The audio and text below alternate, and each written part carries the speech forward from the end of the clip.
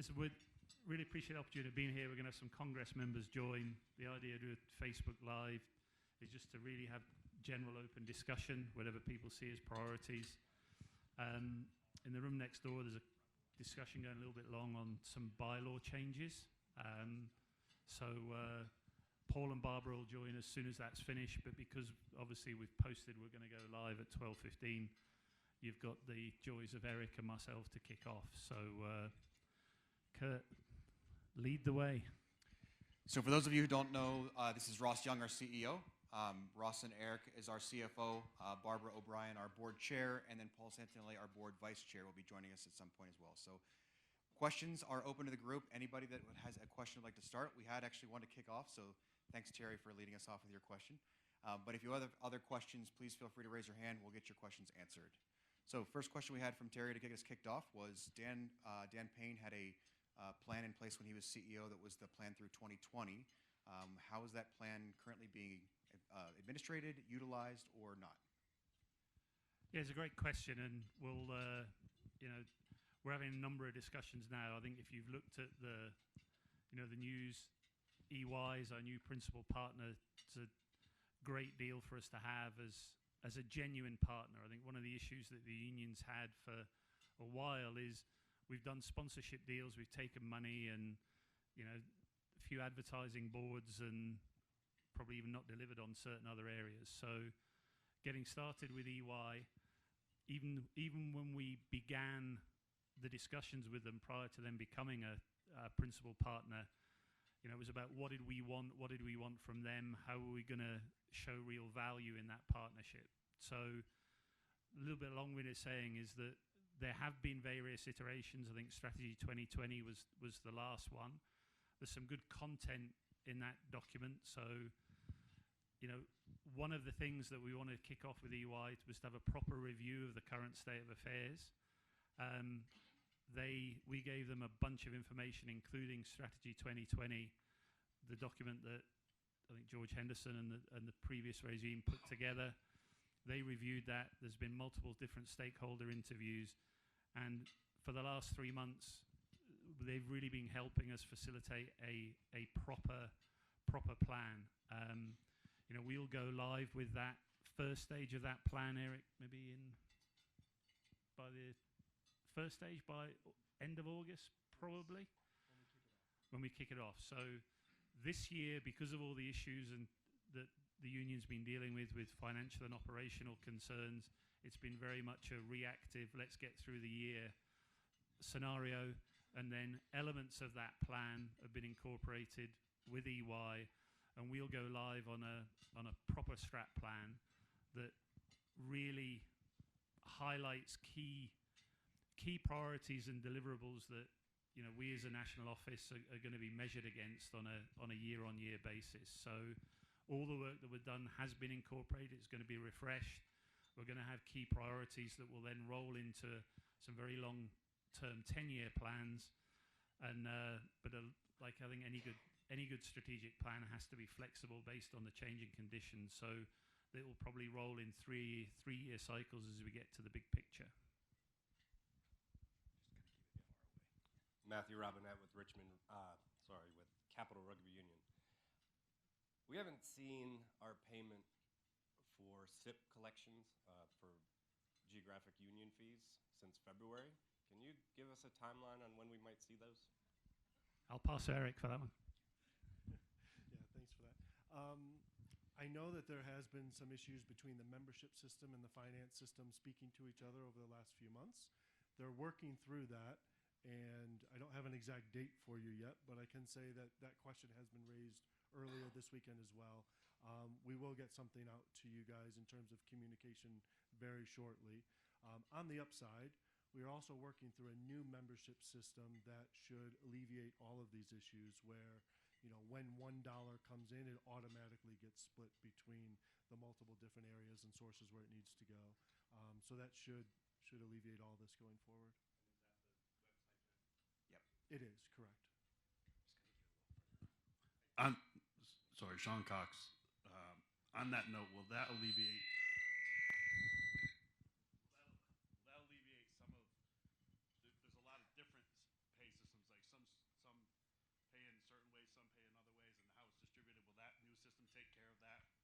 It should help streamline that entire process, and it should improve it because there hasn't been proper reporting with the SIP membership money that has gone back to you in terms of third-party dues. It's actually just been a dollar amount that's hit your account, right? So this new system will have the ability to not only send the dollar amount, allow you to access the information behind it, what makes up that dollar.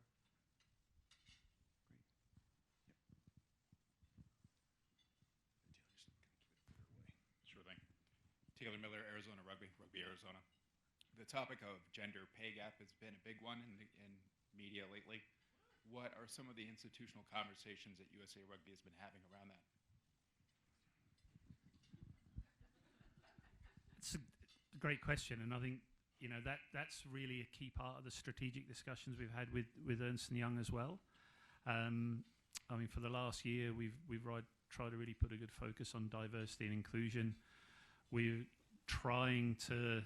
in the process of moving away from a number of committees, so we have specific working groups. The formation of a D&I strategic committee is almost there. And equality is obviously at the top of everyone's agenda, and it's been highlighted recently with the Women's Soccer World Cup. And it's certainly an objective for us. I think there are, unfortunately, commercial realities, as always, with these type of discussions. It's certainly a principle of the board, that we do whatever we can to drive equalisation. I mean, we're in a situation, if we look at the national teams now, the men and women, sevens team with regard to their core contracts have the same pay scale. One of our extended partnerships with UL, they put a great system in place where they put some discretionary funds to go through directly to those players based on the amount of points they win in the World Series. If you look at the 15 setup, our men are not contracted or paid. They have per diems. The women currently have bracketed the same per diems, and they've had a number of internal discussions about,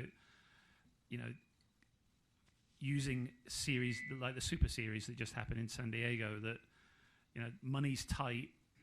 Do they want the per diems, or do we put them in a pot to try and allow them to play more games and have more training sessions? So we're very cognizant of the fact of trying to get there, and we'll continue to work through parity as much as we can in different areas taken on board. I think, we talked about a little bit at the Congress meeting this morning. If you look at how funding of the different programs is split, if you look purely at the published accounts, there's a big disparity between certain programs. The men's programs appear to be funded much better. That disparity in the sevens is basically explained by for the last 4 or 5 years, have put together a very strong group of philanthropists that have put their own money, that it's very much directional funding that's gone towards that program. There's been a bit of additional philanthropic donations towards the women's program, and there's USOC funding that helps us with those programs. If you look currently, because of the structures, because of the competitions that are in place and some of World Rugby's strategic goals, we get a chunk of money from World Rugby that helps us do what we need to do with the men's programs and allow them to play active competition. There hasn't been that level of active competition in the women, therefore there hasn't been external funding so much for the women's program. So if you look at what we try to do with discretionary funding outside those external sources, there's not huge disparity between what the programs get with regard to discretionary funding, but strategically, certainly for us is, we want to support input through World Rugby, giving the women's 15s program in particular, because that's where the biggest variance is, the opportunity to play meaningful rugby.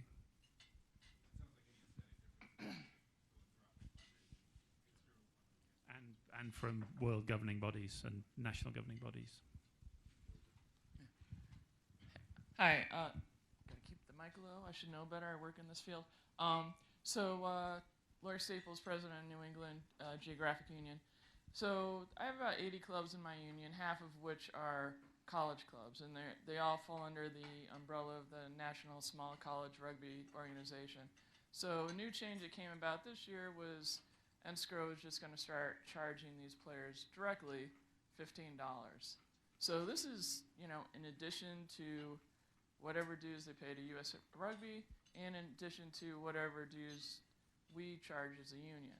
So now we have this small subset of our rugby community that's paying a lot more money than everybody else just to get kind of the same services and benefits. So what we used to do as a union is we would take their member dues and put it towards the escrow per club dues. So, and that was one of the benefits that we could provide. So we can offset some of this cost for those players, but we can't offset that for the whole $15 because that's a significant increase over what we were paying per player.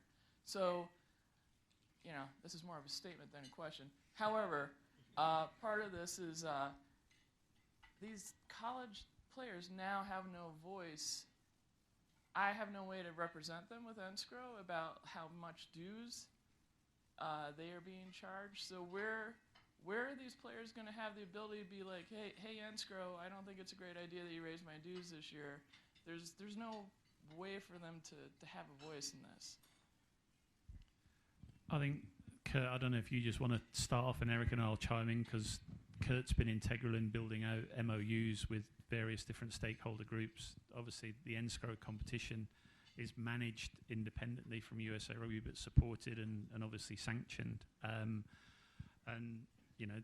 depending on what they want to deliver, may vary on what the cost, additional cost is to run that. But Kurt, I don't know if you want to give some framework, and then Eric and I can jump in with any specifics. Yeah, the escrow organization is a competition unto themselves, and then they ascend through a playoff structure and championships. And so much like teams pay to the D1A organization to play within that competition, WPL the same way, there's unique dues and fees that go to those.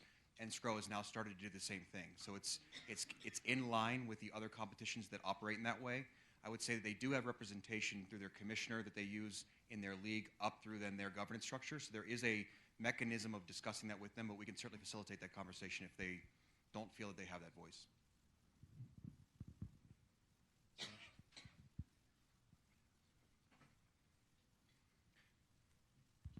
Standish Fortin, Rugby, Ohio. I'm a numbers guy, and I won't get into the budget. Just representatively, if you look at the numbers of members to USA Rugby, I wanted to have a quick discussion on how that relates to MLR. MLR, I don't even know if those players are SIP'd to USA Rugby, but in looking at the club and college news feeds, there's a disproportionate amount of coverage to MLR relative to all of the USA Rugby programs, all the way down even to high school. So if you could speak to the relationship that exists between MLR and USA Rugby, that'd be great. It's a great question. It's been raised by a couple of you. So just to be clear, if we start from the scratch, the MLR is a non-exclusive sanctioning agreement with an entity that is basically decentralized, funded in the franchise form, very similar to how the soccer model was put together initially. So there's obviously been a couple of well-documented non-starters with professional leagues. So you're right, we've been very supportive of the MLR. Part of that sanctioning agreement covers off an administration fee per team, and then there's bulk downloads of their players into the system. You have to be clear that they don't rely on insurance coverage or some of those other hard costs that a normal sipping fee would have, and Eric can touch on that. So, there's there's a fee per team. Part of the sanctioning agreement is that we just assist them with their marketing. So 95% of what you see that goes out there is sent by them, and we just become a filter of pushing it out through our channels. So with regard to time, money, and effort that's spent on it, it's not a lot of money. And I think we can talk about, and obviously you guys are, being in the groups that you're in with Andrew, with Chance, with Sharon, about building out. I mean, Calder's at the back there. We'll talk about how we're trying to revamp sources to give more output to the areas that you're talking about, because we've gone through a number of staffing changes. Some people have gone, and it's taken us a while to revamp them. So, I mean, I'm sure Calder will make himself available. It talks to what our long-term goal is, but it's certainly something that we acknowledge that has dropped off a little bit. But it's certainly not a case of us chasing the shiny object that's the MLR. Just, you know, for a feel-good factor, the amount of direct cost expenditure is almost zero. Yeah, Calder, come on, Yeah. you're in. Ooh, this thing's a little rough. Well, take this So, one. apologies, I'm running the live stream back here, so I didn't have a chance to get the full context of the question. But was it that we feel there's only communication and sort of coverage around the USA Rugby properties of club and college, and not a lot around MLR? Was that the question? The other way around. So Oh, it the looks like exact opposite. disproportionately the other. From the USA Rugby channels? Otherwise, so that we feel there's more coverage of MLR on the website than there is our own channels? Okay, well, maybe we'll go through the website after this, and I'll try and see what properties we're talking about and where we think the imbalance is. But yeah, absolutely, that would definitely be a side question I'll have with you, for sure. Next up, USA Eagle Alicia Washington. Hi. I asked my teammates if they had any questions for you. A few of them do. So given the funding structure right now with what the 15s program, 7s program gets, and knowing that the men's program has like the Golden Eagles and gets more support from World Rugby, can't we internally fix that better than what it has been? Because we were just on a 3-week tour with no per diems. I know we had more games, but that's what we should be playing as games. Listen, we're fully committed to growing both the philanthropic and funding side for the women's game, of course. And I think we've started that. Even the Golden Eagles program on the men's side has put together a matching program for the women's side of the game as well. Emily Bidewell is working really hard on that program to bring money in on that side, and we're supporting her in every way possible. And we were in San Diego with her side by side, meeting with people to try to promote that program. And then also working with the governing bodies like World Rugby to see what they can do to support, just like they did around the Women's Super Series. They gave us enough to put on the tournament, but really no further beyond that. And we'll work to continue to grow that. Is there a proposed date for when that's going to occur? Sorry. I don't think we can give you a date. I think it's ongoing. I mean, Emily has clear goals for the philanthropic side of it this year, and then growing it year after year from there. The Golden Eagles are willing to assist her in that, as are we, as well as our donation group, our philanthropic group that we have internally is there to help her as well.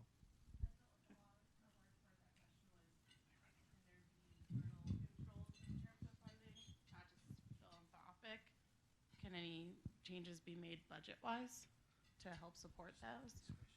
You know, in terms of discretionary funding, and we can be as transparent as you want here, and the question came up again in the other room as well in Congress as we laid out the numbers. There's not a lot of available discretionary funding for any 4 of the senior national teams in today's model. That's not to say it won't change over time as we continue to grow and look at our strategic initiatives for the upcoming 3-5 years. We can try as much as we can to allocate more discretionary funding that way. Historically, it's been none of the SIP membership dues that can go towards that. So we're really restricted on one side of the ledger to deal with other revenue streams.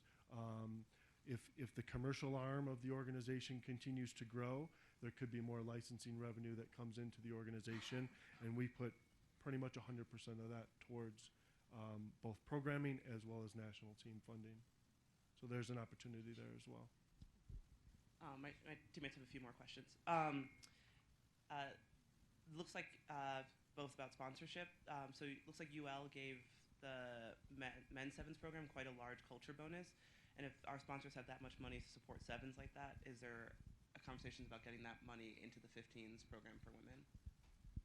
Yeah, we pushed hard across both programs. UL put some additional money on the table for the men and the women. So they both the men and women get exactly the equal amount per point that they score that comes through to both of those programs. We push pretty hard on UL about, how can we do that across all programs, because it was outside of their contractor agreement. So it was really just a discussion with them about reinforcing their long-term partnership. I think they will consider and push more on it, and we'll certainly push them. But there's certain mechanics like, well, it's a little bit more easier to be scientific about them in the 7 series because you've got the standard number of stops and you can relate exactly how much they're going to give per point, where we just don't have the same internal structures with regard to individual games won or competition structures within both programs. But no, Mark and I certainly pushed hard with the discussion of UL to think about expanding that to the 15s program and the women's 15s programs in particular. And they said they just didn't have enough within this financial year, but they will reopen those considerations next year. Great. And then along the lines of Canterbury, will there be any performance bonuses the way Adidas had for us? As the 5th ranked, we beat the 3rd ranked Canada a few weeks ago, and it was a good pat on the back. No, obviously the Adidas agree that there is some structures in there with the Canterbury agreement, but nothing like, they were pretty specific in the Adidas one, and we try to push for equity in that, but they fell off. So there are some men's and women's World Cup bonus criteria built in there, because obviously Canterbury are a global brand, and those are the 2 key tournaments. So there are bonus structures for World Cup performance from both teams, but not as wide-ranging as Adidas around the 7 series, etc. So just World Cups, not tests. So just World Cups. Hi, Jill Williamson, President, Pacific Northwest Rugby Union. Just to drill down one more time on the parity question. To the extent that money is fungible, if the men's side is getting a lot more sponsorship dollars or philanthropy dollars, is there a reason that USA Rugby can't then reallocate its national team dollars to the women's side to create more parity? And instead of allowing that money to lift the men and then saying women need to create more sponsorship or even with the support. But like I said, is there any reason that the U.S. Rugby portion of that can't be reallocated as more money comes into the men's side from outside sources? I'll pass on to Eric for the details, but we just haven't got the money in the pot currently to be able to do that. Is the blunt answer. And a number of the directional funds that come into the other programs, even including the Super Series funding that we got for World Rugby to do that, is direct funding that's basically requires a certain amount of matched funding from us. So, there's not enough in the pot. Unfortunately, the reality is, although it's changing, and again, we talked earlier in the room next door about continuing to push hard, and Emily's on the women's working group at World Rugby about having more sustainable competition for women. And if that's the case, then a lot of that's driven through centralised funding from them. But when it comes to literally what we've got in the pot, we're just trying to reverse engineer, if you like, as much as we can to get the games to happen. And there's just not the funds available. Eric, I don't know if you want to add anything else. I think that's fine for me. Hi, Mike Bessio, East Penn Rugby.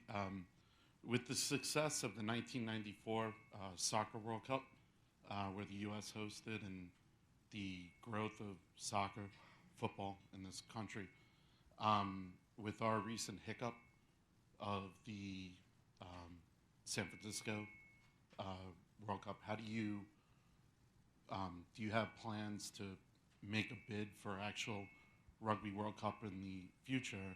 And based on what recently happened, how do you see, or how can we fix that to secure a bid down the line? I think we've got Jim at the back of the room as well. So I'll start with the beginning. San Francisco was a huge success on a number of factors. I think the end financial position of the World Cup in San Francisco even though it had a number of intangibles, like the EY deal, which is a multi-million-dollar deal across multiple years, San Fran was a trigger for them that came to us to get that deal. So that doesn't appear on the P&L. The way that was, the way that event was bid and the way it was delivered just put us, unfortunately, in a position which made it very difficult to make the operating P&L of that event as viable as it should have been. Very easy to look back in hindsight. World Rugby has to take a little bit of blame on that as well with regard to the initial bidding process, and they've accepted that. So I think you undoubtedly saw some of the benefits and upsides from hosting a world-class event like the Sevens in San Francisco. So strategically, it's something that we want to build in the plan. Jim Brown, who's at the back of the room, is a relatively new board member who has huge major event experience. I'm fortunate enough to have worked with World Rugby and delivered World Cups previously. So I think we all know the benefits. Jim's background in both the Olympic sphere and then FIFA, and most recently, he was the CEO of the bid committee that secured the Soccer World Cup between US, Canada, and Mexico. Jim, is it three countries? So, as we prioritize certain issues, yes, and there's a huge desire also from the MLR to help with the operational cost and delivery of a World Cup. There are huge minimum guarantee requirements that we certainly can't undertake on our own. So it undoubtedly will help us with metrics about how we can then go and grow the game. But myself, Eric, the board, very keen that we don't dive into something without knowing what the potential consequences and risks will be, and that we have the checks and balances in place to ensure that we can deliver what we can deliver, as legacy elements as well. So to answer your question, yes, there's very much a desire to host more major events, but we have to do our proper due diligence to be able to ensure that we don't put the union and the rest of it at risk by overcommitting to something that we can't then gain the requisite returns of. So Jim, as part of the strategic goals of the board and the new board that we got seated, part of his role is going to be ensure that we do go through, the necessary processes that and a feasibility study. But it's certainly the intention to at least start this first phase, which World Rugby won't really engage to, and Bob's at the back of the room, who's a ExCo rep on World Rugby as well, is they ultimately won't make the decision for 2027 until 6 years out. So, we've got some time, and they probably won't kick off that process until probably the March meetings of next year with regard to phases and feasibility. So we certainly have started having some discussions about how we could potentially fund a bid, and also, underwrite a bid, but they're very high level at the moment. But undoubtedly holding a high level event, as you said, which certainly helped soccer. That we've got to have a go at it, but we've got to do it properly. My name's Stephanie. I'm from Rugby, Illinois. One of the things that really helped USA Soccer grow is all the parents involved in youth sports. And I think we would all agree, if we really invest in youth, that'll help push everything up all the way to nationals. We have a big rookie rugby thing behind you. However, when it comes to marketing and social media of USA Youth Rugby, there's still a pinned post from January of 2018, the first thing that you see on social media. There's a post from last week, but nothing before that until May. Before that, one post in April, one post in March, one post in February, 2 in January. Nothing before that until November, one in September, one in July the year before that. So we have nothing on our youth social media. We have nothing about scholarships. We have not a lot of stuff being shared about that there is a college pathway, that there is more after playing in high school. So how are we going to help grow and make that be seen to our parents, that this isn't just a fun after school thing, but it is something you can develop afterwards if it's not being pushed out on the USA side. So I'll answer the communication piece of that. Calder Cahill with Marketing Communications, if I haven't had a chance to meet anybody, but you are absolutely 100% right. There's been some abandoned social media channels that were started prior to my team's arrival with USA Rugby. And it's not apathy by any means. It's just trying to get everything put together. So we had to do the same thing from fundraising. We understand that Club Rugby has its own. There's a Women's Eagles that's run by Jamie, which is amazing. So trying to centralize a lot of that. I see Heather leaving, but Heather and I did chat about this a little bit. Same thing. But I was just going to say, we did have a conversation on this not even 15 minutes ago. So you're right. So I just want to clarify that it's not a lack of apathy or abandonment. It's just a matter of trying to merge them all in. So what we have to do is we talk with Facebook about merging that into the USA Rugby channels to where all the communications will be aligned within those feeds. So does that mean that the USA Rugby channels are now completely pushing out all the youth promotional information that we need? No. I'll say that right now. We have definitely been, I won't say dropping the ball, but trying to figure out a way to spread the resources and time and people that we have across all leverages of it to make sure that we do give the proper coverage of it. So my answer to you is we are not picking that up right now, but we need to, and we are working on it. I just want to make sure you understand it's not apathy. I understand you were just going through where the posts have been, sort of to line out like, hello, right? And I hear that. But I just want to make sure you understand that it's not something that's completely off our radar and not unimportant to us. It's just as we really try and reorganize how this works, that becomes something that'll hopefully get picked up moving forward. We have a new mass participation group that's come in, right? Major focus of theirs is obviously the youth game.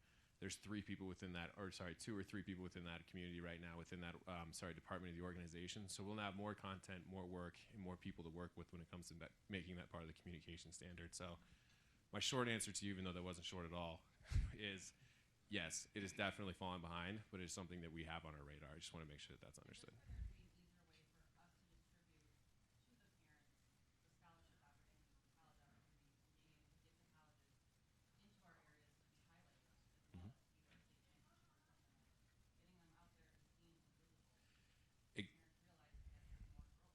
Exactly, and the answer to that actually isn't specifically just to youth, really.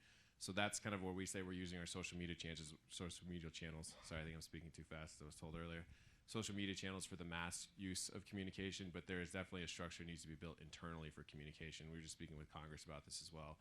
Trying to set up a structure to where we have people within the national office who can speak to stakeholders within the community so that information is given, right? So if that becomes our actual mass participation department and they have those more direct communication with the SROs, we're working with them to make sure it's packaged and understood well enough that's easily distributable for a wide array of people who have different time, different jobs, different volunteer opportunities and everything like that. So again, the long answer to the short is us really structuring something more internally when it comes to how we deliver communication to everyone here that's supporting on that side.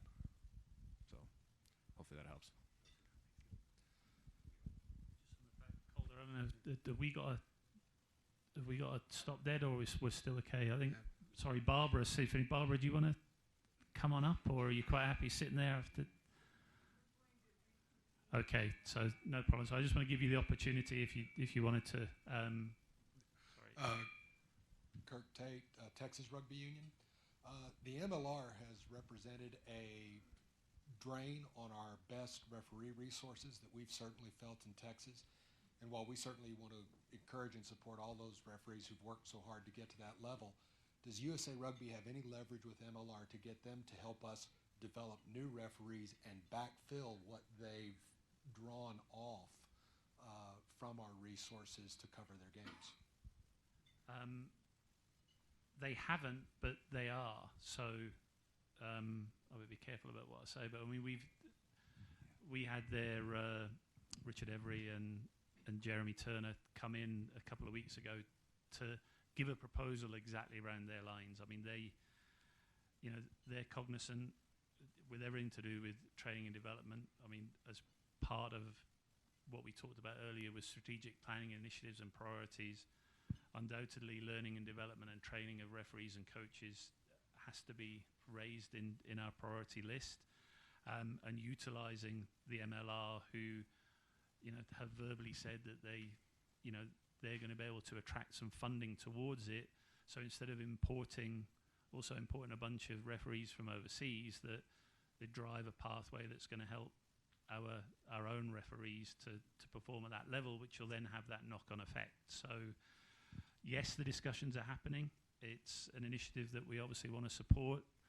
It's another area that we can, go to World Rugby for more resource as well, as is all areas of developing, initially high performance areas. But if we increase the number of good quality high performance coaches at the top level, we can mandate them to make sure they're out there in the community and help train and build and mentor people that then has that knock-on effect all the way down. So yeah, it's certainly up there, and hopefully once they finalize that funding, we'll be able to put something out more concrete about the discussions and the partnership that we want to have with them.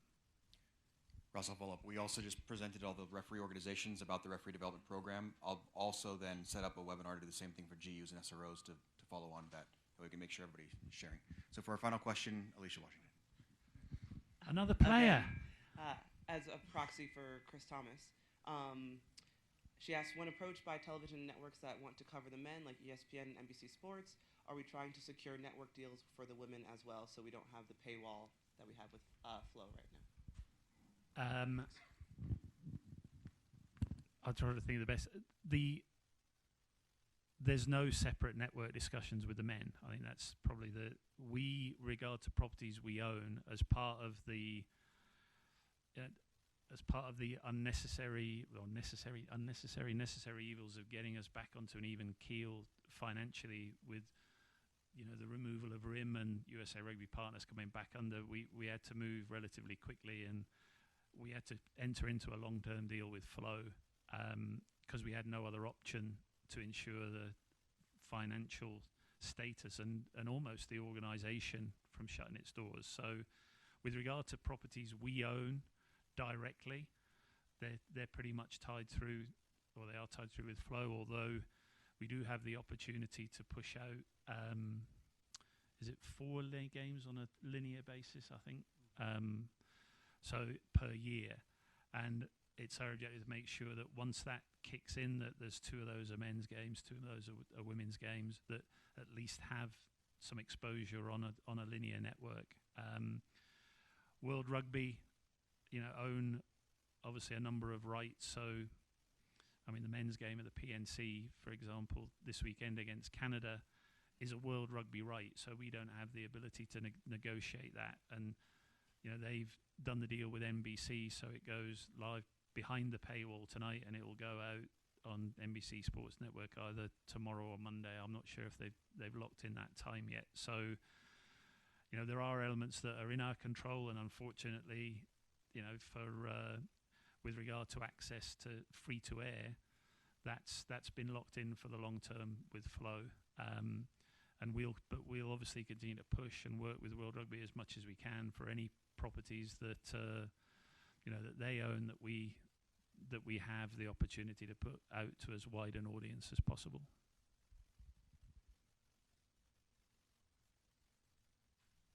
Have we hit the hard stop? It's done. This is just, on behalf of Eric and myself, appreciate the opportunity of being here. As I said, we are around for the rest of the weekend. Grab us. Apologies again from Barbara and Paul, who were supposed to join us, but there was obviously an overrun next door. But as we said, it's great to be here. Any questions that you've got, obviously through your contact at the national office or anybody else, please. We try to be as open and transparent as possible. I know sometimes there are difficulties with workloads and timings of getting back to people, but I think you're all obviously here for a reason, and that's your desire and passion to grow the game. And we certainly